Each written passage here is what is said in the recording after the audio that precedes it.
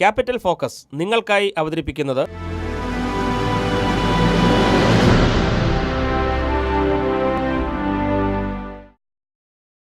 സിയാൻ visual media അവതരിപ്പിക്കുന്ന capital ഫോക്കസിലേക്ക് മാന്യ പ്രേക്ഷകർക്ക് സ്വാഗതം. ഈ ആഴ്ചയിലെ അബുദാബിയിലെ വാർത്താവിശേഷങ്ങളിലേക്ക്. കൊച്ചിയിൽ തുടങ്ങാനിരുന്ന ബോൾഗാട്ടി കൺവെൻഷൻ സെൻറ്റർ പദ്ധതിയിൽ നിന്നും പ്രമുഖ വ്യവസായി MA യൂസഫ് അലി പിന്മാറി. അബുദാബി അൽ ഇത്തിഹാദ് സ്പോർട്സ് അക്കാദമിയുടെ inter school football tournament May 31 Abu Dhabi Al Jazeera സ്റ്റേഡിയത്തിൽ നടക്കും. ലോകത്തിൻ്റെ വിവിധ ഭാഗങ്ങളിൽ നിന്നുള്ള 170-ൽ പരം വ്യത്യസ്ത മാമ്പഴങ്ങളുടെ പ്രദർശനവും വിപണനവുമായി ലുലു മാംഗോമേനിയ ലുലു ഹൈപ്പർ മാർക്കറ്റുകളിൽ തുടക്കമായി. ഇനി ഒരു ഇടവേള കൂടി. ഇടവേളയ്ക്ക് ശേഷം വാർത്തകൾ വിശദമായി. In 1936, French fried chicken came to Paris. But when the war started, all traces of this mouth-watering delight disappeared. That was until recently, when Jean-Paul, searching his attic, stumbled across his family's lost recipe. At last, the time had come to share French fried chicken with the world again. Dine on something you'll really enjoy. French fried chicken in Abu Dhabi. കൊച്ചിയിൽ തുടങ്ങാനിരുന്ന Bolgatty convention centre പദ്ധതിയിൽ നിന്നും പ്രമുഖ വ്യവസായി MA Yusuf Ali പിന്മാറി. 800 കോടി മുതൽ മുടക്ക് വരുന്ന ബോൾഗാട്ടി കൺവെൻഷൻ സെന്ററിൽ നിന്നും വ്യവസായ പ്രമുഖൻ MA യൂസഫ് അലി പിന്മാറി. സ്ഥലത്തിന്റെ വിലയായ 72 കോടിയും വാടക ഇനത്തിൽ 10 കോടിയും ഇതിനോടകം യൂസഫ് അലി ഈ പദ്ധതിക്ക് വേണ്ടി ചെലവഴിച്ചിട്ടുണ്ട്. പദ്ധതിയിൽ നിന്നും താൻ പിന്മാറുന്നുവെന്നും മുടക്കിയ പണം തിരികെ തരണമെന്നും യൂസഫ് അലി പോർട്ട് ട്രസ്റ്റിനെ അറിയിച്ചിട്ടുണ്ട്. കേരളത്തിലേക്ക് വൻകിട നിക്ഷേപകരെ ആകർഷിക്കാൻ കഠിന പരിശ്രമം നടത്തുകയും കേരളത്തിന്റെ ബിസിനസ് രംഗത്തിന് ഉന്നത നിലവാരം കൊണ്ടുവരാൻ ശ്രമിച്ച തന്നെ വെറുമൊരു ഭൂമി കയ്യേറ്റക്കാരനായി ആക്ഷേപിച്ചതാണ് യൂസഫ് അലിയെ പ്രകോപിപ്പിച്ചത്. കളമശ്ശേരി മുനിസിപ്പാലിറ്റിക്ക് ടാക്സ് ഇനത്തിൽ ലുലു മാൾ പ്രതിവർഷം 8 കോടി രൂപയാണ് നൽകുന്നത്. 3000 പേർക്ക് ലുലു മാൾ വഴി ജോലി ലഭിക്കുന്നുണ്ട്. പ്രതിദിനം 1 ലക്ഷം പേർ ലുലുവിൽ വന്നു പോകുന്നു. കേരളത്തിൽ മൊത്തം 3000 കോടി രൂപയുടെ നിക്ഷേപ പദ്ധതികളാണ് താൻ പ്ലാനിട്ടിരുന്നത്. കേരളത്തിന്റെ ബിസിനസ് രംഗത്തിന് തന്നെ കൊണ്ട് ആവും വിധം എല്ലാ സംഭാവനകളും നൽകിയ തന്നെ ഒരു ഭൂമി കയ്യേറ്റക്കാരനായി ചിത്രീകരിച്ചതിന്റെ പിന്നിലെ ഉദ്ദേശം മനസ്സിലാകുന്നില്ല എന്നും അദ്ദേഹം പറഞ്ഞു. ബോൾഗാട്ടി പദ്ധതിയുടെ രേഖകൾ ഹൈക്കോടതി വരെ ശരിവെച്ചതാണ്. ലുലു മാൾ വന്നതിന്റെ തിരക്ക് കുറയ്ക്കാൻ മേൽപ്പാലം കെട്ടിക്കൊടുക്കണമെന്നാണ് ഇടതുപക്ഷ നേതാക്കൾ ആവശ്യപ്പെടുന്നത്. അങ്ങനെ ചെയ്താൽ താൻ അനധികൃതമായി കയ്യേറി എന്നവർ ആരോപിക്കുന്ന സ്ഥലം അനധികൃതമല്ലാതായി തീരുമോ എന്നും അദ്ദേഹം ചോദിച്ചു. തനിക്കെതിരെ ഉയർത്തിയ ആരോപണങ്ങൾക്കുള്ള വിശദീകരണം നൽകാനായി അബുദാബിയിൽ വിളിച്ചു ചേർത്ത വാർത്താ സമ്മേളനത്തിൽ സംസാരിക്കുകയായിരുന്നു Yusuf Ali. Abu Dhabi Al Ittihad sports അക്കാദമിയുടെ inter school football tournament May 31 Abu Dhabi Al Jazeera സ്റ്റേഡിയത്തിൽ നടക്കും. ഇത്തിഹാദ് സ്പോർട്സ് അക്കാദമിക്ക് കീഴിൽ ജൂലൈ ആഗസ്റ്റ് മാസങ്ങളിൽ സമ്മർ ക്യാമ്പ് നടത്തുമെന്നും നീന്തൽ, ബാസ്കറ്റ്ബോൾ, ക്രിക്കറ്റ് തുടങ്ങിയവയുടെ പരിശീലനവും ഇവ ഇൻഡോർ സ്റ്റേഡിയത്തിലാവും നടക്കുക എന്നും Ittihad sports academy CEO Kamaruddin അബുദാബിയിൽ നടത്തിയ പത്രസമ്മേളനത്തിൽ പറഞ്ഞു. അക്കാദമിയിൽ വിവിധ ഇനങ്ങളിൽ പരിശീലനം നൽകുന്നത് 7 വർഷം കഴിഞ്ഞുള്ള 2020 ഒളിമ്പിക്സിൽ ഒരു ഇന്ത്യൻ താരത്തെയെങ്കിലും പങ്കെടുപ്പിക്കുക എന്ന ലക്ഷ്യത്തോടെയാണെന്നും ഭാരവാഹികൾ പത്രസമ്മേളനത്തിൽ അറിയിച്ചു. ലോകത്തിന്റെ വിവിധ ഭാഗങ്ങളിൽ നിന്നുള്ള 170-ൽ പരം വ്യത്യസ്ത മാമ്പഴങ്ങളുടെ പ്രദർശനവും വിപണനവുമായി ലുലു മാംഗോമേനിയ ലുലു ഹൈപ്പർ മാർക്കറ്റുകളിൽ തുടക്കമായി. 12 രാജ്യങ്ങളിൽ നിന്നായി 175 തരം മാമ്പഴങ്ങളുടെ പ്രദർശനവും വിപണനവും ലക്ഷ്യമിട്ടുകൊണ്ട് ലുലു ഹൈപ്പർ മാർക്കറ്റിൽ സംഘടിപ്പിച്ച മാംഗോമാനിയ അബുദാബിയിലെ ഇന്ത്യൻ സ്ഥാനപതി MK ലോകേഷ് ഉദ്ഘാടനം ചെയ്തു. ഇന്ത്യ, ബ്രസീൽ, യമൻ, UAE തുടങ്ങിയ രാജ്യങ്ങളുടെ മാമ്പഴങ്ങൾ മാംഗോമാനിയയിൽ ശ്രദ്ധേയമായി. ഇന്ത്യയിൽ നിന്നുള്ള സുന്ദരി, നെട്ടൂരാൻ, സിംഗൂരം തുടങ്ങി നല്ല രുചിയും ഏറ്റവും കൂടുതൽ വിലയുമുള്ള അൽഫോൺസ് മാങ്ങയും ലഭ്യമാണ്. മാംഗോമാനിയയിൽ മാമ്പഴ സത്ത് കൊണ്ടുണ്ടാക്കിയ ഭീമൻ കേക്ക് ശ്രദ്ധേയമായി. മദീന സയ്യിദ് ലുലുവിൽ നടന്ന ചടങ്ങിൽ സൈഫി രൂപവാല, VM സലീം, നന്ദകുമാർ എന്നിവർ പങ്കെടുത്തു. NTV news, Abu Dhabi. അബുദാബിയിലെ ഗ്രോസറികളുടെ നവീകരണത്തിനായി അധികൃതർ അനുവദിച്ച സമയം ജൂൺ 30 അവസാനിക്കും. ഈ മേഖലയിൽ ജോലി ചെയ്യുന്ന മലയാളികളെക്കുറിച്ച് CN വിഷ്വൽ മീഡിയ തയ്യാറാക്കിയ ഒരു റിപ്പോർട്ടിലേക്ക്. പുതിയ നിയമപ്രകാരം ഗ്രോസറികൾക്ക് അനുവദിച്ച നവീകരണ സമയം അവസാനിക്കുന്നതോടെ നിരവധി മലയാളികൾ ഉൾപ്പെടെയുള്ള ഗ്രോസറി ജീവനക്കാർ തൊഴിൽ ഭീഷണി നേരിടുന്ന അവസ്ഥയാണിപ്പോൾ. ഉപഭോക്താക്കളുടെ നിരന്തരമായ അഭ്യർത്ഥന മൂലം അധികൃതർ 2 തവണ ഗ്രോസറി ഉടമകൾക്ക് സമയം നീട്ടി നൽകിയിരുന്നു. നിശ്ചിത വിസ്താരം ഗ്രോസറികൾക്കുണ്ടായിരിക്കണം എന്നാണ് വ്യവസ്ഥ. അബുദാബി മുനിസിപ്പാലിറ്റി നിർദ്ദേശങ്ങളനുസരിച്ച് 35 മുതൽ 200 ചതുരശ്ര മീറ്റർ വിസ്തൃതിയും കൂടാതെ CCTV, automatic door, steel roof, എളുപ്പം ഉപയോഗിക്കാവുന്നതായ ഷെൽഫുകളും നിർബന്ധമാക്കിയിട്ടുണ്ട്. ഈ നിബന്ധനകൾ പാലിക്കാൻ കഴിയാതെ പലരും ഗ്രോസറി ഉപേക്ഷിച്ച് പഴം, പച്ചക്കറി, ലോണ്ടറി തുടങ്ങിയ കച്ചവടങ്ങളിലേക്ക് തിരിഞ്ഞു. എന്നാൽ ഇതുമൂലം വലിയ സാമ്പത്തിക ബാധ്യതയാണ് വന്നതെന്നും തങ്ങളുടെ കച്ചവടം നഷ്ടത്തിലാണ് ഓടുന്നതെന്നും കച്ചവടക്കാർ പറഞ്ഞു. മുനിസിപ്പാലിറ്റിയുടെ പരിഷ്കാര നിർദ്ദേശങ്ങൾ അനുസരിച്ചുകൊണ്ട് ഭേദഗതി ചെയ്ത ഗ്രോസറികൾക്കും സൂപ്പർ മാർക്കറ്റുകൾക്കും മാത്രമേ അബുദാബി നഗരത്തിൽ അടുത്ത മാസം 30-ന് ശേഷം പ്രവർത്തിക്കാൻ സാധിക്കുമെന്ന് അധികൃതർ വ്യക്തമാക്കിയിട്ടുണ്ട്. ഒരു ചെറിയ ഇടവേള കൂടി. ഇടവേളയ്ക്ക് ശേഷം അതിഥി എന്ന സെഗ്മെന്റിൽ Shri George V Itty. In 1936, French fried chicken came to Paris. But when the war started, all traces of this mouth-watering delight disappeared.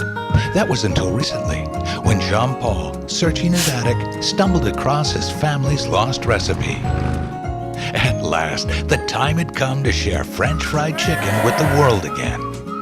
Dine on something you'll really enjoy. French fried chicken in Abu Dhabi. നഹത്തം social റെസ്പോൺസിബിലിറ്റിയുടെ ഫൗണ്ടറും CEO-യുമായ Shri George V ഇട്ടി.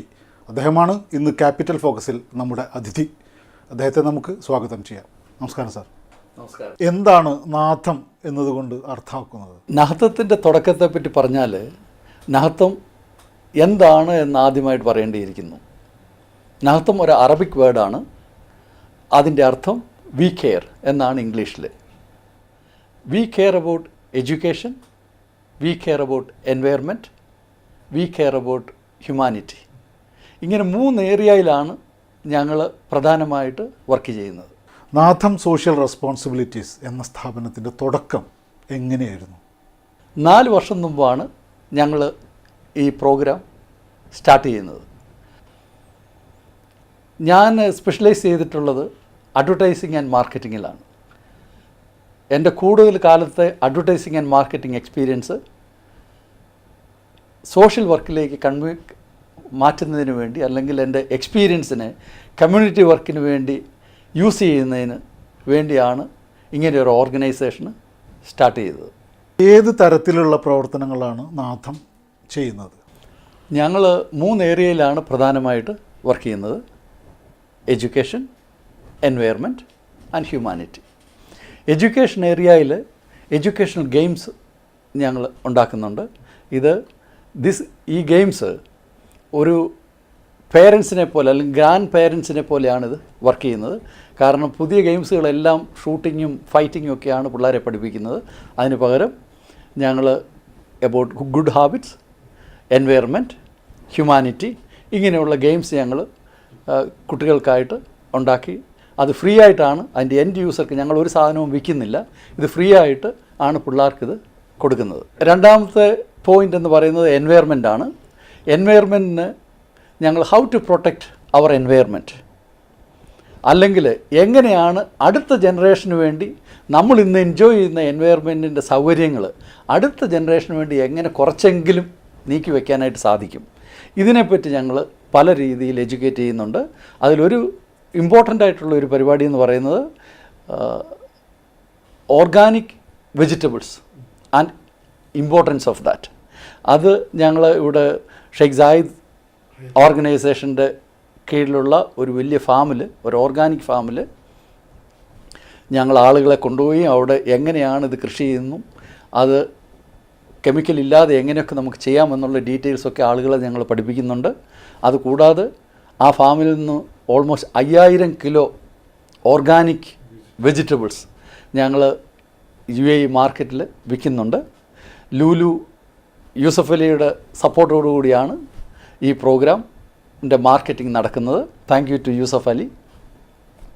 അങ്ങനെ environment activity എങ്ങനെയാണ് ഓരോ വീടുകളിലും ഓരോ സമൂഹത്തിൻ്റെ എല്ലാ ദിക്കിലും എത്തിക്കാൻ പറ്റുമെന്നുള്ള പ്രോഗ്രാംസ് ഞങ്ങൾ ചെയ്യാറുണ്ട്. പുതിയതായി പ്ലാൻ ചെയ്യുന്ന പ്രൊജക്റ്റുകൾ എന്തൊക്കെയാണ്? 67 ഇൻസ്പയറിംഗ് സ്റ്റോറീസ് എന്ന് പറയുന്ന ഒരു ബുക്ക് ഞങ്ങൾ ഈ ജൂൺ 3-ാം തീയതി ഇവിടുത്തെ മിനിസ്റ്റർ ഉദ്ഘാടനം ചെയ്യാൻ പോവുകയാണ്. യുണൈറ്റഡ് നേഷൻസ് ആണ് ഞങ്ങളുടെ കൂട്ടത്തിലുള്ള പാർട്ട്ണർ ഇതിൻ്റെ അകത്ത്. ഇതുകൊണ്ട് ഉദ്ദേശിക്കുന്നത് പൈസ ചിലവില്ലാതെ അല്ലെങ്കിൽ കമ്മ്യൂണിറ്റി വർക്ക് ചെയ്യുന്നതിന് പൈസ ഇല്ലാതെ എങ്ങനെ കമ്മ്യൂണിറ്റി വർക്ക് ചെയ്യാം, അങ്ങനെ 67 ആൾക്കാർ ചെയ്തിട്ടുള്ള ഉദാഹരണങ്ങളാണ് ഈ ബുക്കിലുള്ളത്. ഇത് ഞങ്ങൾ ഈ 3-ാം തീയതി, അടുത്ത മാസം 3-ാം തീയതി ഇവിടെ ഇനോഗ്രേറ്റ് ചെയ്യുന്നുണ്ട്. ഇത് നെൽസൺ മണ്ടാലയുടെ പേരിലാണ് ഈ ഒരു പ്രോഗ്രാം ഞങ്ങൾ ചെയ്തത്. അതിനുശേഷം സൈൻ ചെയ്ത ബുക്കുമായിട്ട് ഞങ്ങൾ നെൽസൺ മണ്ടാലയ്ക്ക് ഒരു കോപ്പി പേഴ്സണലി കൊടുക്കാനായിട്ട് സൗത്ത് ആഫ്രിക്കയ്ക്ക് പോകുന്നുണ്ട്. രണ്ടാമതായിട്ട് ഒരു പ്രധാന കാര്യം എന്ന് പറയുന്നത്, നാത്തം സോഷ്യൽ റെസ്പോൺസിബിലിറ്റി അതിൻ്റെ ബ്രാഞ്ച്, ആദ്യത്തെ ബ്രാഞ്ച് ഗാന അക്രയിൽ സ്റ്റാർട്ട് ചെയ്തു. 6 മാസമായി ഞങ്ങളുടെ ഓഫീസ് അവിടെ സ്റ്റാർട്ട് ചെയ്തിട്ട്. ഇതുകൊണ്ട് ഉദ്ദേശിക്കുന്നത് ഗാനയിലുള്ള ആഫ്രിക്കയിലെ പാവപ്പെട്ട മനുഷ്യർക്ക് എങ്ങനെയാണ് അവർക്ക് ഒരു സസ്റ്റൈനബിളായിട്ടുള്ള ഒരു ഇൻകം അവർക്ക് എങ്ങനെ ഉണ്ടാക്കി കൊടുക്കാം. മെയിനായിട്ട് അവിടുന്ന് ഞങ്ങളൊരു 4000 ഏക്കർ സ്ഥലം ഞങ്ങൾ അവിടെ അക്വയർ ചെയ്തു.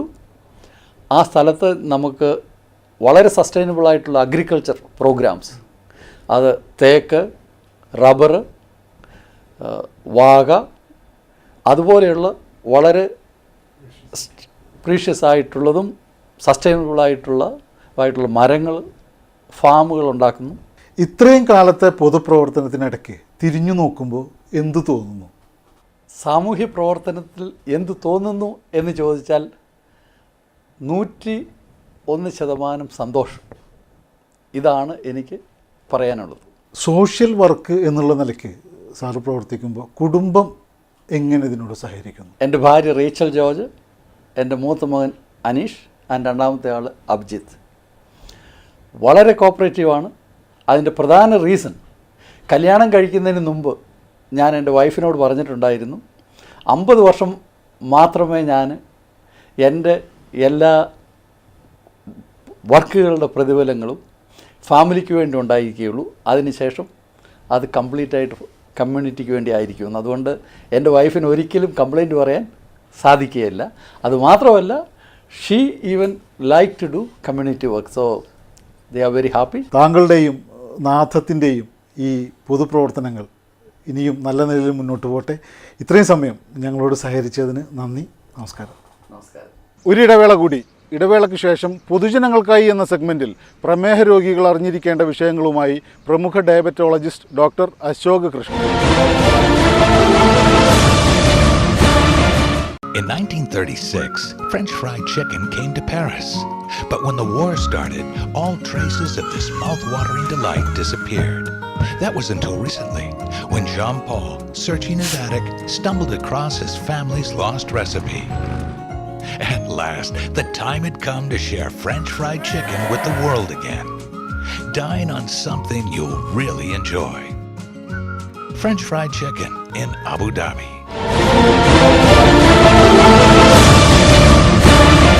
പാലക്കാട് അഹല്യ ഡയബറ്റിക് ആശുപത്രിയിലെ ഡയബറ്റോളജിസ്റ്റും ചീഫ് മെഡിക്കൽ ഓഫീസറുമായ ഡോക്ടർ അശോക് കൃഷ്ണൻ. ലോകത്തിലെ ഇപ്പോഴത്തെ പ്രമേഹ രോഗത്തിൻ്റെ അവസ്ഥ എന്താണെന്ന് ഡോക്ടർ വിശദീകരിക്കുന്നു. ലോകത്തിൻ്റെ ഇന്നത്തെ പ്രമേഹ അവസ്ഥ പറയുകയാണെങ്കിൽ വളരെ ഒരു ഡേഞ്ചറസ് ലെവലിലോട്ടാണ് നമ്മൾ പോയിരിക്കുന്നത്.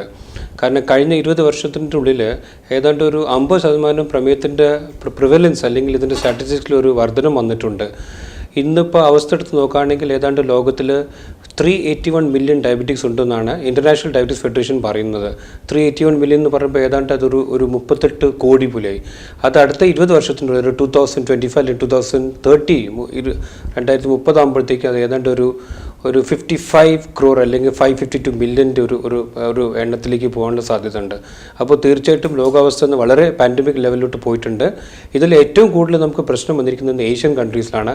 കാരണം നമുക്ക് എല്ലാവർക്കും അറിയുന്ന കാര്യമാണ്, ചൈനയാണ് ഇന്ന് ലോക പ്രമേഹ ക്യാപിറ്റൽ, വേൾഡ് ഡയബറ്റീസ് ക്യാപിറ്റൽ എന്ന് പറയപ്പെടുന്നു. രണ്ടാമത്തെ സ്ഥാനത്തിലാണ് ഇന്ത്യ. അത് കഴിഞ്ഞിട്ട് ബാക്കിയുള്ള ഏഷ്യൻ കൺട്രീസ്, പ്രത്യേകിച്ച് south Asian countries, middle east കൺട്രീസൊക്കെ എടുത്ത് നോക്കുകയാണെങ്കിൽ ഏറ്റവും കൂടുതൽ എന്നൊരു ബേർഡൻ അല്ലെങ്കിൽ ഏറ്റവും കൂടുതൽ പാൻഡമിക് ലെവലിൽ ഡയബറ്റിക്കിൻ്റെ അവസ്ഥ പോയിട്ടുണ്ടെന്ന് ഏഷ്യൻ കൺട്രീസിലാണ് തീർച്ചയായിട്ടും പറയാൻ പറ്റും. പ്രമേഹം ഗൾഫ് രാജ്യങ്ങളിലെ ജനങ്ങളെ എത്രത്തോളം ബാധിച്ചിട്ടുണ്ട്? ഗൾഫ് കൺട്രീസിലെ ജനങ്ങളാണ് ഏറ്റവും കൂടുതൽ ബാധിച്ചിരിക്കുന്നത്. കാരണം ഇന്ന് പഠനങ്ങളോ അല്ലെങ്കിൽ സ്റ്റാറ്റിസ്റ്റിക്സിൽ ഇത് വളരെ തെളിയിച്ചിട്ട് പറയുന്നുണ്ട്. മിഡിൽ ഈസ്റ്റ് കൺട്രീസ്, പ്രത്യേകിച്ച് UAE ഇത് വളരെ ഒരു ഡേഞ്ചർ ലെവലിലോട്ട് പോയിട്ടുണ്ട്. 2-3 വളരെ വലിയ പഠനത്തിൽ പറഞ്ഞ കാര്യമാണ്, ലോകത്തിലെ ഏറ്റവും കൂടുതൽ ഡയബറ്റിക് പ്രിവലൻസ് പോപ്പുലേഷൻ വൈസ് എടുത്ത് നോക്കുകയാണെങ്കിൽ അത് ചിലപ്പോൾ 2ാം സ്ഥാനത്താണ് ഇന്ന് UAE നിൽക്കുന്നത്. ഒരു 3-4 വർഷം മുമ്പ് നടന്ന പഠിത്തത്തിൽ IDF വളരെ ക്ലിയർ ആയിട്ട് പറഞ്ഞിട്ടുണ്ടായിരുന്നു UAE ഏറ്റവും കൂടുതൽ ഡയബറ്റിക് ഉണ്ടെന്ന്. ഒരു പക്ഷേ ലോകത്തിലെ 2ാം സ്ഥാനമാണ് അന്ന് UAEക്ക് ഉള്ളത്. ഫസ്റ്റ് പൊസിഷൻ വന്നിരിക്കുന്നത് ഈ പറഞ്ഞ പോലെ പസഫിക് ഐലൻഡിലെ നാരോ എന്ന് പറഞ്ഞ സ്ഥലമുണ്ട്. അവിടെ ഏതാണ്ട് 14,000 ജനങ്ങൾ മാത്രമുള്ള ഒരു രാജ്യമാണ്. അതിൽ ഏതാണ്ട് 50% ആൾക്കാരിൽ കൂടുതൽ ജനങ്ങൾക്ക് പ്രമേഹമുണ്ട്. 2ാം സ്ഥാനം ആക്ച്വലി UAEയിലാണ്. UAEയിൽ ഇപ്പോൾ നമ്മൾ UAE നാഷണൽസ് എടുത്ത് നോക്കുകയാണെങ്കിൽ അവരുടെ കൂട്ടത്തിൽ ഏതാണ്ട് ഒരു 25-30% ഡയബറ്റിക് ഉണ്ട്. ഇവിടുത്തെ UAE റെസിഡൻസ് എടുത്ത് നോക്കുകയാണെങ്കിൽ അവരുടെ കൂട്ടത്തിൽ ഏതാണ്ട് ഒരു 20-25% പ്രമേഹ രോഗികളുണ്ട്. അത് വളരെ വളരെ കൂടുതൽ ഒരു എണ്ണമാണ്. തീർച്ചയായിട്ടും UAEയിലെ ഈ പ്രമേഹത്തിൻ്റെ ഇത്രയും കൂടുതൽ പ്രമേഹ രോഗികൾ ഉണ്ടാവാനും പിന്നെ ഇത്രയും കൂടുതൽ പ്രിവലൻസ് വരാനുള്ള കാരണങ്ങൾ നമ്മൾ കണ്ടുപിടിച്ചിട്ട് അതിൻ്റെതായ ചികിത്സയും കാര്യങ്ങളും നമ്മൾ വളരെ ഒരു വലിയ രീതിയിൽ ഹെൽത്ത് അതോറിറ്റീസിൻ്റെ സഹായത്തോടെ നമുക്ക് ചെയ്യേണ്ടി വരും. പ്രമേഹം ഇങ്ങനെ അധികരിക്കാനുള്ള കാരണങ്ങൾ എന്തൊക്കെയാണെന്ന് ഡോക്ടർ വിശദീകരിക്കുന്നു. ലോകം മൊത്തമെടുത്ത് നോക്കുകയാണെങ്കിൽ കഴിഞ്ഞ 20 വർഷം താണ് നമ്മൾ ഏതാണ്ട് ഒരു ഇൻഡസ്ട്രിയലൈസേഷനിലോട്ട് പോയത്. എന്ന് വെച്ചാൽ ഒരു മോഡേണൈസേഷൻ, ഇൻഡസ്ട്രിയലൈസേഷൻ എന്ന് പറയും. ഈ കഴിഞ്ഞ 20 വർഷത്തിൽ കണ്ടമാനം മാറ്റങ്ങൾ, ജീവിതശൈലിയിൽ കണ്ടമാനം മാറ്റങ്ങൾ വന്നു. ഈ ജീവിതശൈലി ഡയബറ്റിക് അല്ലെങ്കിൽ hyper tension, cholesterol, heart disease ഇതിനൊക്കെ നമ്മൾ ജീവിതശൈലി രോഗമായിട്ടാണ് പറയാറുണ്ട്. അപ്പോൾ ജീവിതശൈലി രോഗം എന്ന് പറയാൻ കാരണം ജീവിതശൈലിയിൽ കുറച്ച് മാറ്റങ്ങൾ കൊണ്ട് വരുന്നതാണ്. അപ്പോൾ ലോകം മൊത്തമെടുത്ത് നോക്കുമ്പോൾ ഒരു ഡെവലപ്പിംഗ് ലെവലിലോട്ട് അല്ലെങ്കിൽ ഡെവലപ്പ് നേഷൻ്റെ ഒരു ലെവലിലോട്ട് പോകുന്നുണ്ട്. കണ്ടമാനം ആധുനിക വിൽക്കരണം കാര്യങ്ങൾ നടക്കുന്നുണ്ട്. ഈ ജനങ്ങളുടെ ഈ ഫിസിക്കൽ ആക്ടിവിറ്റി വളരെ കുറവും അതേപോലെ ഈ ഭക്ഷണ രീതിയിൽ കുറച്ച് മാറ്റങ്ങളും അതേപോലെ സ്ട്രെസ് ലെവൽ വളരെ കൂടുതൽ വരുന്നതുകൊണ്ടുള്ള ഒരു ബുദ്ധിമുട്ടാണ് ഇത്രയും കൂടുതൽ വരാൻ കാരണം. ഇതേ സെയിം പ്രോബ്ലമാണ് UAEയിൽ നമ്മൾ കാണുന്നത്. കാരണം UAEയിൽ ഒരു ഓയിൽ ഫണ്ടഡ് എമിറേറ്റ്സ് എന്ന് പറയുന്ന ഇതിൽ കഴിഞ്ഞ 20 വർഷം കൊണ്ട് നടന്നിരിക്കുന്ന കുറേ ഈ ഇൻഡസ്ട്രിയലൈസേഷൻ അല്ലെങ്കിൽ ഡെവലപ്മെൻറ്റിൻ്റെ ഭാഗമായിട്ട് ഇന്നിപ്പോൾ കണ്ടമാനം ഫിസിക്കൽ ആക്ടിവിറ്റി കുറഞ്ഞിട്ടുണ്ട്. ഒരു പോസ്റ്റ് ഇൻഡസ്ട്രിയൽ ലൈഫ് സ്റ്റൈൽ എന്ന് പറയും. ഇവിടെ നിന്ന് വെച്ചാൽ ഡ്രൈവിംഗ് കണ്ടമാനം കൂടുതലുമാണ്, എക്സസൈസ് വളരെ കുറവാണ്, വളരെ കൂടുതൽ ഫാസ്റ്റ് ഫുഡിനെ വളരെ കൂടുതൽ ഡിപ്പെൻഡ് ചെയ്യേണ്ട ഒരു അവസ്ഥ വരുന്നുണ്ട്. പിന്നെ ഇത് കൂടാതെ ഒരു സ്ട്രെസ് ലെവൽ എടുത്ത് നോക്കുകയാണെങ്കിൽ വളരെ ഹൈ ലെവൽ ഓഫ് സ്ട്രെസ് ആണ് ഇന്ന് പ്രത്യേകിച്ച് ഗൾഫ് കൺട്രീസിൽ നമ്മൾ ജനങ്ങളുടെ ഇടയിൽ കാണുന്നത്. എസ്പെഷ്യലി നമ്മൾ ഈ പറഞ്ഞ എക്സ്പാട്രിയറ്റ്സ് അല്ല NRIസിൽ ഇത് വളരെ കൂടുതൽ കാണുന്നത്. അതുകൊണ്ട് തീർച്ചയായിട്ടും ഡയബറ്റിക്കും ഇതും ഈ ഇത്രയും ലൈഫ് സ്റ്റൈൽ ഡിസീസസ് വളരെ കൂടുതൽ വരാനുള്ള സാധ്യതയുണ്ട്. ഇത് കൂടാതെ ഈ ഗൾഫ് കൺട്രീസ് അല്ലെങ്കിൽ ഏഷ്യൻ കൺട്രീസ്, ഇപ്പോൾ ഇന്ത്യ അല്ലെങ്കിൽ നമ്മളെ ചൈന അല്ലെങ്കിൽ ഇപ്പോൾ ഈ കംപ്ലീറ്റ് മിഡിൽ ഈസ്റ്റ് കൺട്രീസോട് നോക്കുകയാണെങ്കിൽ നമ്മൾ ജനറ്റിക്കലി പ്രോൺഡ് കൺട്രീസ് പറഞ്ഞു വെച്ചാൽ ഇവിടെ ജനറ്റിക്കലി നമുക്ക് എപ്പോഴും വരാനുള്ള സാധ്യതയുണ്ട്. കാരണം നമ്മളെ ഈ ലൈഫ് സ്റ്റൈൽ, നമ്മളെ ഈ ജനറ്റിക് ബിൽഡപ്പ് ഒക്കെ ഇങ്ങനെ ആയതുകൊണ്ട് ഏറ്റവും കൂടുതൽ സാധ്യത നമുക്ക് കൂടുതലാണ്. ഇത് കൂടാതെ ഈ പറഞ്ഞ എൻവയോൺമെൻറ്റൽ കണ്ടീഷൻ എന്ന് പറയുന്നത് വെച്ചാൽ പുറത്തുനിന്ന് നമ്മളുണ്ടാക്കുന്ന ബുദ്ധിമുട്ടുകൾ, ആ ബുദ്ധിമുട്ടിൻ്റെ ഭാഗമായിട്ടാണ് അല്ലെങ്കിൽ നമ്മളെ ഈ ജീവിതശൈലിയിലെ മാറ്റങ്ങൾ കൊണ്ടാണ് ഏറ്റവും കൂടുതൽ നമുക്ക് പ്രമേഹം വരാൻ കാരണം. പ്രമേഹത്തെ എങ്ങനെ നിയന്ത്രിക്കാം? ഒരു കാര്യം നമുക്ക് മനസ്സിലാക്കണം, ഇന്നും നമുക്ക് പ്രമേഹത്തിൻ്റെ ചികിത്സ ഇല്ല. നമ്മളൊരു ക്യൂർ അല്ലെങ്കിൽ ഇത് മാറ്റിയെടുക്കാൻ ഭേദാക്കാൻ പറ്റും നമ്മൾ ഒരിക്കലും പറയാറില്ല. ഇന്നും നമുക്കിത് കൺട്രോൾ ചെയ്യാനേ പറ്റുള്ളൂ. അപ്പോൾ കൺട്രോളിൻ്റെ ഭാഗമായിട്ട് എപ്പോഴും ശ്രദ്ധിക്കേണ്ട കാര്യം, എപ്പോഴും നമ്മൾ 4 ആംസ് ഓഫ് ഡയബറ്റീസ് ട്രീറ്റ്മെൻറ്റ് എന്ന് പറയും. എന്ന് വെച്ചാൽ 4 ഘടകങ്ങളും നമ്മൾ പറയും. അതിൽ ഡയറ്റ്, എക്സസൈസ്, മരുന്നുകളും അതുപോലെ എഡ്യൂക്കേഷൻ, ഈ 4 ആംസ് ആയിട്ട് നമ്മളിതിനെ ട്രീറ്റ് ചെയ്യുക. ഇത് 4ഉം വളരെ ഭംഗിയായിട്ട് നമ്മൾ നോക്കിയാലേ നമുക്ക് ചിലപ്പോൾ അത് കൺട്രോൾ ചെയ്യാൻ പറ്റുള്ളൂ. അപ്പോൾ ഏറ്റവും കൂടുതൽ നമ്മൾ ശ്രദ്ധിക്കേണ്ട കാര്യം വെച്ചാൽ നമ്മുടെ ഡയറ്റാണ്. അപ്പോൾ ഡയറ്റിൻ്റെ ഭാഗമായിട്ട് നമ്മൾ ഭക്ഷണത്തിൻ്റെ കാര്യത്തിൽ വളരെ കൺട്രോൾ വയ്ക്കുക. വാരി വലിച്ച് കഴിക്കാൻ പാടില്ല, ഫ്രൂട്ട്സ് ആൻഡ് വെജിറ്റബിൾസ് കൂടുതൽ കഴിക്കുക, മധുരം ഒട്ടും തൊടാൻ പാടില്ല എന്ന് പറയും. അപ്പോൾ ഒരു ഡയറ്റീഷ്യൻ്റെ സഹായത്തോടെ നമ്മൾ വളരെ സ്ട്രിക്റ്റ് ആയിട്ട് ഒരു കാലറിക് ഡയറ്റ് റിജീം ഫിക്സ് ചെയ്ത് കഴിഞ്ഞാൽ അതിന് നമ്മൾ വളരെ ഭംഗിയായിട്ട് ഫോളോ ചെയ്യുമെന്ന് പറയും. രണ്ടാമത് എക്സസൈസ് ഇല്ലാതെ ഒരിക്കലും ഒരു പ്രമേഹ ചികിത്സ നടക്കില്ല. എക്സസൈസും ചെയ്യണം നിർബന്ധമാണ്. അപ്പോൾ എക്സസൈസ് ഏത് രീതിയിൽ എക്സസൈസ് ചെയ്യണമെന്ന് നമ്മൾ ചോദ്യം ചോദിക്കുന്നില്ല. നിങ്ങൾക്ക് എന്തും എക്സസൈസ് ആവാം, നിങ്ങൾക്ക് ബുദ്ധിമുട്ടില്ലാത്ത രീതിയിൽ എന്ത് എക്സസൈസ് ചെയ്യാൻ പറ്റുമെങ്കിൽ ചെയ്യുക. അപ്പോൾ ഒരു മിനിമം ഒരു ദിവസം കുറച്ച് നടന്നാൽ പോലും എക്സസൈസ്, ഇപ്പോൾ WHO പറയുന്ന പോലെ ഏറ്റവും മിനിമം എക്സസൈസ് നമുക്ക് ചെയ്യാൻ പറ്റുന്നത് ദിവസം ഒരു 30 മിനിറ്റ് നടക്കുക. അത് ആഴ്ചയിൽ ഒരു 5 ദിവസം ടോട്ടൽ ഒരു മൊത്തത്തിലൊരു 150 മിനിറ്റ്സ് ഓഫ് എക്സസൈസ് ഒരാഴ്ചയിൽ ഉണ്ടെങ്കിൽ അത് മതിയോ. ഇത് കൂടാതെ കൂടുതൽ എക്സസൈസ്, ഇപ്പോൾ 1 മണിക്കൂർ 2 മണിക്കൂർ നടക്കണം, അല്ലെങ്കിൽ ജിമ്മിൽ പോകണം, അല്ലെങ്കിൽ ത്രെഡ്മിൽ ചെയ്യണം, അല്ലെങ്കിൽ സ്വിമ്മിങ് ചെയ്യണം, അല്ലെങ്കിൽ സൈക്ലിംഗ്, എന്തും എക്സസൈസും ആവാം. പക്ഷേ മിനിമം കുറച്ച് എക്സസൈസും ഡയറ്റും ഉണ്ടെങ്കിൽ ചിലപ്പോൾ വളരെ കുറച്ച് മരുന്നുകൾ കഴിച്ച് നമുക്ക് പ്രമേയം ഒരു രീതിയിൽ അത് കൺട്രോൾ ചെയ്ത് വെക്കാൻ പറ്റും. അതേപോലെ മരുന്നിൻ്റെ കാര്യം ഇപ്പോൾ പ്രമേയം കൂടി പോകുന്ന അവസ്ഥയാണ്, ഈ പറഞ്ഞ ഡയറ്റും എക്സസൈസും നമുക്കത് കൺട്രോൾ ചെയ്യാൻ പറ്റാത്ത അവസ്ഥയാണെങ്കിൽ തീർച്ചയായിട്ടും മരുന്ന് കഴിച്ചിട്ട് കൺട്രോൾ ചെയ്തേ പറ്റൂ. കാരണം പ്രമേഹം കൺട്രോൾ ചെയ്തിട്ടില്ലെങ്കിൽ ഇതിൻ്റെ കോംപ്ലിക്കേഷൻ ഓരോന്നായിട്ട് വരും. കോംപ്ലിക്കേഷൻ തടയാനും കോംപ്ലിക്കേഷൻ വരാതിരിക്കാൻ വേണ്ടിയിട്ടാണ് നമ്മൾ ഇത്രയും കഷ്ടപ്പെട്ടിട്ട് ഷുഗർ കൺട്രോൾ ചെയ്യുന്നത്. അപ്പോൾ അതിൻ്റെ ഭാഗമായിട്ട് ചിലപ്പോൾ മരുന്ന് കഴിക്കേണ്ടി വന്നാൽ ഒരു ഡോക്ടർ നിർദ്ദേശം പ്രകാരം ഏറ്റവും മിനിമം ടാബ്ലറ്റ് വെച്ച് നമ്മൾ തുടങ്ങിയിട്ട് അതിലിങ്ങനെ കൺട്രോൾ ചെയ്ത് പോവുക. പിന്നെ നാലാമത് ഇതിൻ്റെ പറ്റില്ല അവയർനെസ് ഉണ്ടായിട്ട് പ്രമേഹം എന്താണ്, പ്രമേഹം കൊണ്ട് എന്ത് ബുദ്ധിമുട്ടുകൾ ഉണ്ടാകുന്നു. എപ്പോഴും ഞാൻ പറഞ്ഞ പോലെ പ്രമേഹം ഒരു അവസ്ഥയാണ്, ഇതൊരു രോഗമല്ല. ഇത് കൺട്രോൾ ചെയ്ത് വെച്ച് കഴിഞ്ഞാൽ അവസ്ഥയാണ്, പക്ഷേ അത് കൂടിപ്പോയത് ഒരു രോഗമായി മാറും. അപ്പോൾ ഇതൊരു അവസ്ഥയാണെങ്കിൽ അത് ഏത് രീതിയിൽ നമുക്ക് അതിനെപ്പറ്റി കൺട്രോൾ ചെയ്യാൻ പറ്റും. പ്രമേഹം വന്നു കഴിഞ്ഞാൽ എന്ത് സംഭവിക്കുന്നു മനസ്സിലാക്കാം. പ്രമേഹം വന്നു കഴിഞ്ഞാൽ നമ്മൾ എന്തൊക്കെ ടെസ്റ്റുകൾ ചെയ്യണം, പ്രമേഹം വന്നാൽ ഇത് തടയാൻ നമുക്ക് എന്തൊക്കെ ചെയ്യണം നമ്മൾ എപ്പോഴും മനസ്സിലാക്കാം. അപ്പോൾ ഏറ്റവും കൂടുതൽ അവയർനെസ് ഇതിനെപ്പറ്റി നമുക്ക് എഡ്യൂക്കേഷൻ അല്ലെങ്കിൽ ബോധവൽക്കരണം ഉണ്ടെങ്കിൽ ഒരു പക്ഷേ നമുക്ക് നമ്മളെ അസുഖത്തിനെ പറ്റി കൂടുതൽ വിവരം നമുക്ക് മനസ്സിലാക്കാൻ പറ്റും. അതുകൊണ്ട് നമുക്ക് ഒരു രീതിയിൽ നമുക്കത് കൺട്രോൾ ചെയ്ത് പോകാൻ വളരെ കൂടുതൽ സഹായിക്കും. ഇൻസുലിൻ എന്താണ്? എല്ലാ പ്രമേഹ രോഗികൾക്കും ഇൻസുലിൻ എടുക്കേണ്ട ആവശ്യമുണ്ടോ എന്നുള്ളതിനെക്കുറിച്ച് ഡോക്ടർ വിശദീകരിക്കും. രണ്ട് തരം ഡയബറ്റിക്കാണ് സാധാരണ. ടൈപ്പ് 1 ഡയബറ്റിക് അല്ലെങ്കിൽ ഇൻസുലിൻ ഡിപ്പെൻഡൻറ്റ് ഡയബറ്റിക് പറയും, അല്ലെങ്കിൽ ജൂനൈൽ ഡയബറ്റീസ്. ഇത് ചെറിയ കുട്ടികളിലൊക്കെ വരുന്ന ഡയബറ്റിക്കാണ്. അവിടെ ഈ പാൻക്രിയാസിൻ്റെ ഫംഗ്ഷൻ കംപ്ലീറ്റ്ലി നിന്ന് പോയിരുന്നു. വെച്ചാൽ പാൻക്രിയാസ് ഒട്ടും ഇൻസുലിൻ ഉൽപ്പാദിക്കാത്ത ഒരവസ്ഥയാണ് ഈ ടൈപ്പ് 1 ഡയബറ്റിക് അല്ലെങ്കിൽ ഇൻസുലിൻ ഡിപ്പെൻഡൻറ്റ് ഡയബറ്റിക് അല്ലെങ്കിൽ ജൂനൈൽ ഡയബറ്റിക് പറയുക. അവിടെ ഷുഗർ കണ്ടുപിടിക്കുന്ന അന്ന് തൊട്ട് തന്നെ ഇൻസുലിൻ തുടങ്ങി കഴിഞ്ഞാൽ ജീവിതകാലം ഇൻസുലിൻ എടുക്കണം. കാരണം അവിടെ വേറെ എന്ത് കൊടുത്തിട്ടും ഈ ഷുഗർ കൺട്രോൾ ചെയ്യാൻ പറ്റില്ല. പക്ഷേ മുതിർന്നവർക്ക് അല്ലെങ്കിൽ ഒരു 30, 40, 45 വയസ്സ് കഴിഞ്ഞിട്ട് വരുന്ന ഡയബറ്റിക് സാധാരണ ടൈപ്പ് 2 ഡയബറ്റിക് പറയും. അത് നോൺ ഇൻസുലിൻ ഡിപ്പെൻഡൻറ്റ് ഡയബറ്റിക് ആണ്. അവിടെ പൊതുവെ വെച്ചാൽ നമ്മൾ ജീവിതശൈലിയിലെ മാറ്റങ്ങളോട് വരുന്ന ഡയബറ്റിക് ആണ്, അല്ലെങ്കിൽ ജനറ്റിക്കലി വരുന്നത്, നമ്മൾ പാരമ്പര്യമായിട്ട് വരുന്ന ഡയബറ്റിക് നമ്മൾ പറയും. അത്രയും ഡയബറ്റിക്കിൽ നമ്മൾ സാധാരണ ഇൻസുലിൻ കൊടുക്കേണ്ട ആവശ്യം വരുന്നില്ല. തുടക്കത്തിൽ നമ്മൾ ഈ പറഞ്ഞ ഡയറ്റ് ആൻഡ് എക്സസൈസ് ഫെയിലിയർ ഉണ്ടെങ്കിൽ മാത്രം ഗുളിക സ്റ്റാർട്ട് ചെയ്യുന്നു. ടാബ്ലറ്റ് അല്ലെങ്കിൽ മരുന്നുകൾ കഴിച്ചിട്ട് നമുക്ക് കൺട്രോൾ വരാത്തൊരവസ്ഥ വരുമ്പോഴാണ് ഇൻസുലിൻ എടുക്കേണ്ട ആവശ്യം. ഏതൊരു ഡയബറ്റിക് പേഷ്യൻ്റ് ഒരു അവസ്ഥ എടുത്ത് നോക്കുകയാണെങ്കിൽ ഈ പാൻക്രിയാസിൻ്റെ ഇൻസുലിൻ ഫെയിലിയർ തുടക്കത്തിൽ വന്നു കഴിഞ്ഞാൽ അതൊരിക്കലും നമുക്ക് ഇമ്പ്രൂവ്മെൻറ്റ് വരില്ല. എന്ന് വെച്ചാൽ ഇൻസുലിൻ ഉൽപ്പാദന ശേഷി ഒരിക്കലും ഇമ്പ്രൂവ്മെൻറ്റ് അല്ലെങ്കിൽ കൂടി വരും, അത് കുറഞ്ഞിട്ടേ വരുള്ളൂ. അപ്പോൾ ഡയബറ്റിക് കണ്ടുപിടിച്ച അന്ന് തന്നെ ഇൻസുലിൻ്റെ ഉൽപ്പാദനം പാൻക്രിയാസിൽ ഇൻസുലിൻ സെക്രീഷൻ ലെവൽ ഏതൊരു 50% കുറയുമ്പോഴേ ഡയബറ്റിക് ആവുള്ളൂ. ഒരു 10 വർഷം കൊണ്ട് ചിലപ്പോൾ അത് 75% കുറയും, ചിലപ്പോൾ 20 വർഷം കൊണ്ട് അത് ഇല്ലാതായിപ്പോവും. ഇൻസുലിൻ ഒട്ടും ഉൽപ്പാദിക്കാത്ത ഒരവസ്ഥ വന്നു കഴിഞ്ഞാൽ പിന്നെ ഗുളികയ്ക്ക് സ്ഥാനമില്ല. കാരണം നമ്മൾ കൊടുക്കുന്ന ഈ ടാബ്ലറ്റ് മിക്കതും പാൻക്രിയാസിൽ പോയിട്ട് ഇൻസുലിനെ പുറത്ത് കൊണ്ടുവരാനാണ് ഇതിൻ്റെ ഫംഗ്ഷൻ, ഇതിൻ്റെ ഒരു ഇത്. അപ്പോൾ അതുകൊണ്ട് ഇൻസുലിൻ ഉൽപ്പാദിക്കാത്ത ഒരവസ്ഥ വന്നാൽ ടാബ്ലറ്റ് ഒരു സ്ഥാനമില്ല. അത് കഴിഞ്ഞ് ഇൻസുലിൻ എടുക്കേണ്ടി വന്നു. ഇൻസുലിൻ എടുക്കേണ്ടി വന്നാൽ ഏറ്റവും നല്ല ട്രീറ്റ്മെൻ്റ് ആയിട്ട് ഞാൻ പറയുള്ളൂ. കാരണം ഡയബറ്റിക് നമ്മുടെ പ്രോബ്ലം എന്താ വെച്ചാൽ നമ്മൾ ഡയബറ്റിക് വരാൻ കാരണം നമ്മൾ പാൻക്രിയാസ് ഇൻസുലിൻ ഇല്ലാത്തതുകൊണ്ടാണ്. എന്താണ് നമ്മൾ തിരിച്ച് ബോഡിയിലേക്ക് നമ്മൾ തിരിച്ച് കൊടുക്കേണ്ട ഇൻസുലിനാണ്. അപ്പോൾ ഇൻസുലിൻ കൊടുത്താൽ രക്തത്തിലെ പഞ്ചസാര വളരെ എളുപ്പമായിട്ട് കൺട്രോൾ ചെയ്യാൻ പറ്റും. ഇൻസുലിൻ എടുക്കുന്ന പൊതുവെ ഒരു ഡയബറ്റിക് പേഷ്യൻ്റ് നോക്കുകയാണെങ്കിൽ അവരുടെ ലൈഫ് സ്പാൻ ഏറ്റവും കൂടാനും സാധ്യതയുണ്ട്. അവർ വളരെ ഹെൽത്തി ആയിരിക്കും, നല്ല ഷുഗർ കൺട്രോൾ ഉണ്ടാവും, അവരുടെ മുഖത്തേക്ക് നോക്കിയാൽ തന്നെ തെളിച്ചുണ്ടാവും. ഇൻസുലിൻ എടുക്കുന്ന ആൾക്കാർ എപ്പോഴും ആയുസ് കൂടും നമ്മൾ പറയും. അതുകൊണ്ട് ഇൻസുലിൻ ഏറ്റവും ഡയബറ്റിക് കൺട്രോൾ അല്ലെങ്കിൽ ഡയബറ്റിക് ചികിത്സയ്ക്ക് നമ്പർ 1 എപ്പോഴും ഇൻസുലിനാണ്. എന്ന് വിചാരിച്ച് എല്ലാവർക്കും ഇൻസുലിൻ തുടക്കത്തിൽ വേണമെന്നില്ല. ടാബ്ലറ്റ് കഴിച്ചാൽ മതി. മരുന്നുകൾ കഴിച്ചിട്ട് ഒരു ഫെയിലിയർ വരുമ്പോൾ മാത്രം ടൈപ്പ് 2 ഡയബറ്റിക്കിൽ ഇൻസുലിൻ്റെ ആവശ്യം വരുന്നുള്ളൂ. വേറെ ടൈപ്പ് 1 ഡയബറ്റിക്സ് അല്ലെങ്കിൽ കുട്ടികൾക്ക് വരുന്ന ഡയബറ്റിക് ഇൻസുലിൻ അല്ലാതെ വേറെ ചികിത്സ ഒന്നുമില്ല. അതുകൊണ്ട് ഇൻസുലിൻ കൊടുത്തേ പറ്റുമെന്ന് നിർബന്ധമാണ്. ഡോക്ടറുടെ അഭിപ്രായത്തിൽ ഭാവി തലമുറയെ എങ്ങനെ പ്രമേഹ രോഗവിമുക്തമാക്കി മാറ്റാം? തുടക്കത്തിൽ നമ്മൾ ചെയ്യേണ്ട കാര്യം എന്ന് വെച്ചാൽ വളരെ ജനിച്ചു പോയ കുട്ടികൾ മാത്രം അവിടെ നിന്ന് തന്നെ തുടങ്ങണം. വെച്ചാൽ ഒരു പ്രാവശ്യം ജനിച്ചു കഴിഞ്ഞാൽ തന്നെ അപ്പോൾ ഈ വാരി വലിച്ച് കഴിക്കുന്ന ഒരു സംവിധാനം അത് ഇല്ലാതാക്കണം. പിന്നെ ചെറിയ പ്രായത്തിൽ തന്നെ ഡയറ്റ് എക്സസൈസ് തുടങ്ങണം. പിന്നെ ഒരു പ്രായം കഴിഞ്ഞാൽ ഇപ്പോൾ 25 വയസ്സ് കഴിഞ്ഞാൽ പിന്നെ നമ്മളെല്ലാവരും പ്രമേഹത്തിന് ടെസ്റ്റ് ചെയ്യാമെന്ന് പറയും. അപ്പോൾ നിർബന്ധമായിട്ട് ഒരു ലാബിൽ എവിടെയെങ്കിലും പോയിട്ട് ഷുഗർ ചെക്ക് ചെയ്തിട്ട് WHO പറഞ്ഞ വാല്യൂസ് നമുക്ക് നോർമലായിട്ട് ഉണ്ടോ എന്ന് നമ്മൾ നോക്കാം. ഇപ്പോൾ വെറും വയറ്റിലൊരു 110, 120 താഴെ, അല്ലെങ്കിൽ ഭക്ഷണം കഴിഞ്ഞിട്ടൊരു 140, 160 താഴെ ഉണ്ടെങ്കിൽ ഓക്കെ. അത് ആ ലെവലിന് കൂടി പോവുകയാണെങ്കിൽ തീർച്ചയായിട്ടും നമുക്കൊരു പ്രിവെൻറ്റീവ് ആസ്പെക്റ്റ് ആയിട്ട് ഡയബറ്റിക് ഇല്ലാതാക്കാൻ നോക്കാം. അവിടെ മരുന്നൊന്നും കഴിക്കാതെ എക്സസൈസും ഡയറ്റ് ചെയ്തിട്ട് തന്നെ നമുക്കിത് കൺട്രോൾ ചെയ്ത് കൊണ്ടുപോകാൻ പറ്റും. അതുകൊണ്ട് നമ്മൾ പ്രമേഹം വരാതിരിക്കാൻ നമ്മൾ എല്ലാ വർഷവും ഒരു 25 വയസ്സ് കഴിഞ്ഞാൽ, ഏതൊരു യുവാവ് 25 വയസ്സ് കഴിഞ്ഞാൽ നമ്മൾ ഡയബറ്റിക് ഉണ്ടോയെന്ന് നോക്കാനുള്ള ശ്രമം നടത്തണം.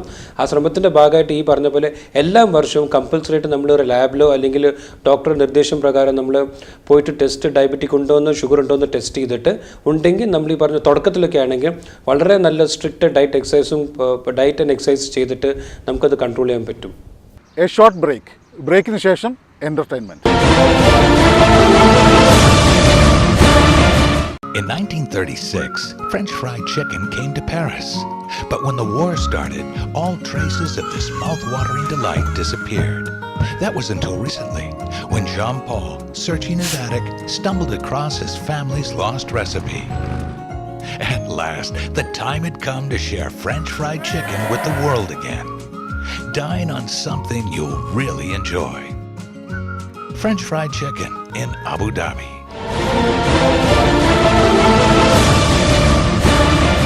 അബുദാബിയിൽ ഈ ആഴ്ച റിലീസ് ചെയ്തിരിക്കുന്നത് 2 ശ്രദ്ധേയ ചിത്രങ്ങളാണ്. പ്രമുഖ സംവിധായകൻ സിദ്ദീഖ് ഒരുക്കിയ ലേഡീസ് ആൻഡ് ജെന്റിൽമാൻ,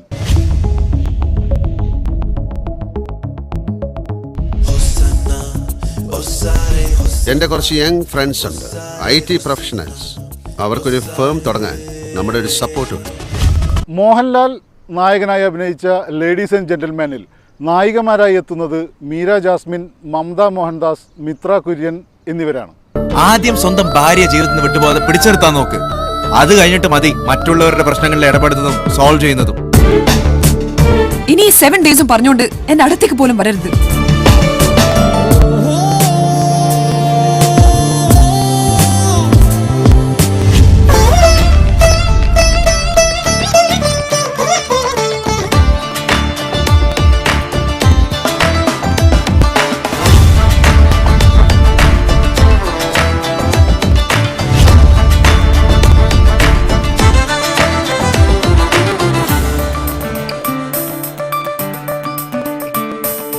യുവാക്കളെ ഏറെ ആകർഷിക്കുന്ന നേരം എന്ന സിനിമ അബുദാബിയിലും നിറഞ്ഞ സദസ്സിലാണ് പ്രദർശനം ആരംഭിച്ചത്.